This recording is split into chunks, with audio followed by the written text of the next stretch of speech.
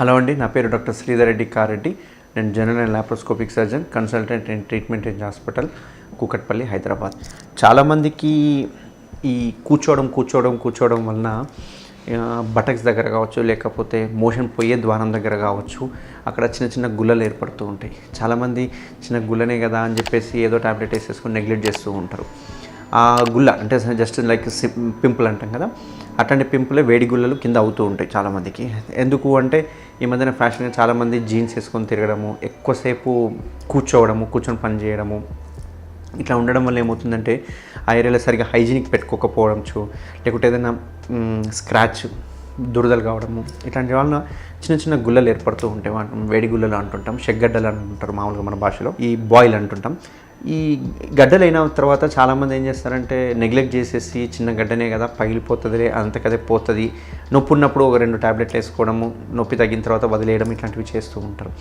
చాలామందికి ఈ గడ్డల గురించి తెలియదు ఏంటి అంటే, ఈ గడ్డలు ఏవైతే ఉన్నాయో ఇవి మెల్లగా ఇమ్యూనిటీ తక్కువ ఉండకపోవచ్చు, లేకుంటే డయాబెటీస్ కావచ్చు, ఎవరికైనా కానీ ఈ గడ్డలో ఉన్న చీమ్ ఏదైతే ఉందో ఈ చీమ్ అనేది స్లోగా పెరగడము, పెరిగి మనకు బటక్స్లో అనేది ఏదైతే అవుతుందో ఈ మోషన్ పోయే ద్వారం దగ్గర కావచ్చు, ఇక్కడంతా లూజ్ స్పేసెస్ ఉంటాయి. సో ఈ మోషన్ వెళ్ళే ఏరియాలో ఎక్కువ స్పేసెస్ ఉండడం వలన అక్కడ చీమ్ ఎప్పుడైతే స్టార్ట్ అయ్యిందో ఆ చీము అన్ని డైరెక్షన్లో స్పిల్ అవ్వడం, అన్ని డైరెక్షన్లో పెరగడం అనేది జరుగుతూ ఉంటుంది అన్నట్టు.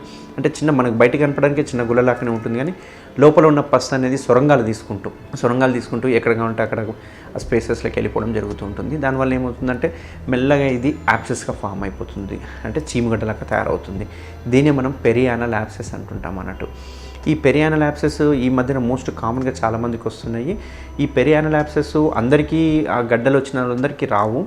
ఎవరికైతే ఇమ్యూనిటీ తక్కువ ఉందో, ఎవరికైతే డయాబెటీస్ ఉందో, ఇట్లాంటి వాళ్ళకి చిన్న గుళ్ళు అయినా కానీ ఇమ్మీడియట్గా డాక్టర్ని కన్సల్ట్ చేయాలి. ఎందుకు అంటే ఈ యాప్సెస్ అనేది పెరగడం వలన అది బర్స్ట్ అవుతుంది, బయటికి బర్స్ట్ అవుతుంది అండ్ లోపల కూడా బర్స్ట్ అవుతుంది. అంటే యూజువల్గా ఇప్పుడు మనము ఎప్పుడైనా మనకి ఇది మోషన్ ద్వారం, ఈ మోషన్ ద్వారా ఇక్కడెక్కడైనా గడ్డ అయ్యింది, చిన్న గడ్డ అయ్యింది. ఈ గడ్డ అనేది మనకు బయటికి స్పిల్ అవ్వడమే కాకుండా ఇవి సొరంగాలు తీసుకొని ఇష్టం వచ్చిన ప్లేస్కి వెళ్ళిపోతూ ఉంటాయి అన్నట్టు. పోయి మోషన్ వెళ్ళే ద్వారంలో కూడా ఓపెన్ అప్ అవుతుంటాయి అన్నట్టు.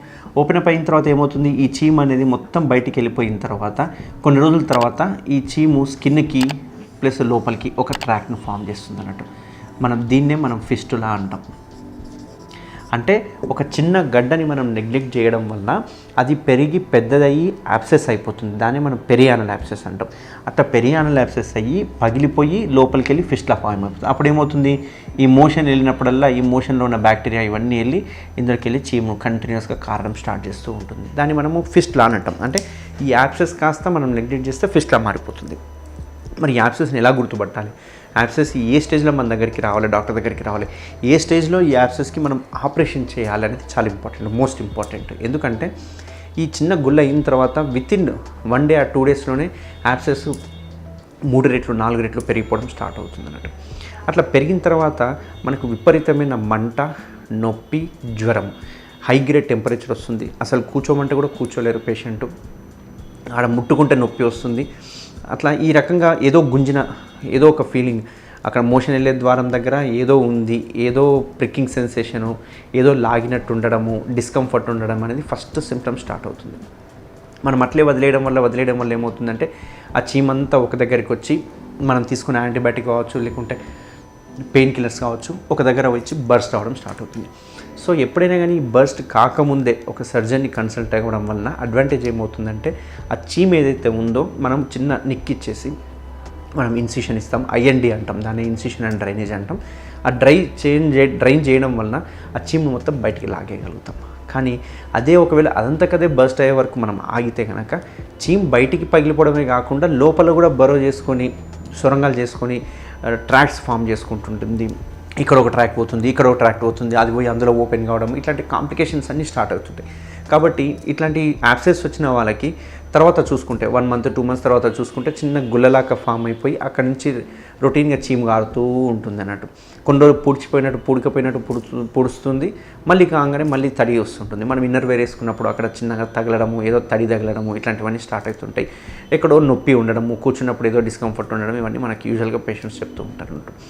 సో ఎప్పుడైతే యాబ్సెస్ పగిలి ఇట్లా ఫిస్టులా ఫామ్ అయింది అంటే కనుక ఇది ఒక ట్రాక్ట్ ఫామ్ అయింది అని అర్థం, అంటే ప్రీవియస్ యాబ్సెస్ ఉంది అని అర్థం. సో ఇట్లా ట్రాక్ట్ ఫామ్ కావడం వల్ల మనం ఏం చేయాల్సి వస్తుంది అంటే దాన్ని మనం ఫిస్టులా అంటాం. అదే ఒకవేళ యాబ్సెస్ స్టేజ్లో వస్తే కనుక చిన్న కోత పెట్టి మనం చీమ్ తీసేస్తాం. అదే ఒకవేళ ఫిస్టులా స్టేజ్కి వస్తే కనుక ఇప్పుడు మనకి ఇదైతే ఉందో ఈ ఫిస్టులాని ఎంఆర్ఐ స్కాన్ చేస్తాం, ఎంఆర్ ఫిస్టులోగ్రామ్ అంటాం. చేసి ఇది అసలు ఏ రూట్లో పోతుంది, ఇదే రూట్ పోతుందా, ఇంకెక్కడైనా ఓపెన్ అయిందా, మల్టిపుల్ ఛానల్స్ ఉన్నాయా, మల్టిపుల్ ఓపెనింగ్స్ ఉన్నాయా, అవన్నీ చూసుకున్న తర్వాత అంతకుముందు చాలామంది ఓపెన్ సర్జరీ చేసేవాళ్ళు. ఓపెన్ సర్జరీ అంటే ఏం చేసేవాళ్ళు అంటే ఇక్కడ నుంచి మొత్తం ట్రాక్ట్ అంతా కోతతో తీసేవాళ్ళు. ఇట్లా కోత పెట్టడం వల్ల ఏమవుతుందంటే ఆల్మోస్ట్ ఆల్ మన తెరిచిన పుస్తకం లాగా మన మోషన్ పోయే ద్వారం అంతా ఇట్లా పెద్ద పుండు ఫామ్ అయిపోతుంది.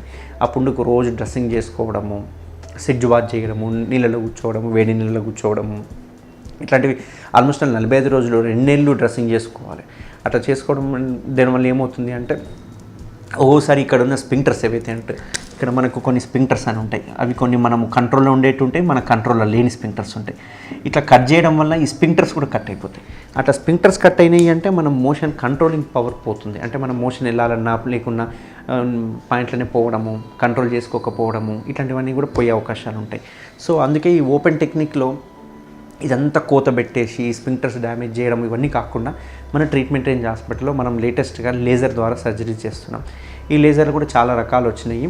అందులో కొన్ని డిఎల్పిఎల్ అంటాం, అంటే డిజిటల్ లైగేషన్ ప్రాక్సిమల్ లేజర్ అని చెప్పేసి, కొన్ని ఎండోరెక్టల్ ఫ్లాప్స్ అని చెప్పేసి, అంటే ఇక్కడ ఇంటర్నల్ ఓపెనింగ్ ఏదైతే ఉందో దీన్ని ఎంత బాగా క్లోజ్ చేస్తున్నాము, ఏ రకంగా క్లోజ్ చేస్తున్నాం అనే దాన్ని బట్టే మనకు ఫిస్టులా అనేవి హీల్ అయ్యేదానికి పర్సంటేజ్ ఉంటుంది అన్నట్టు.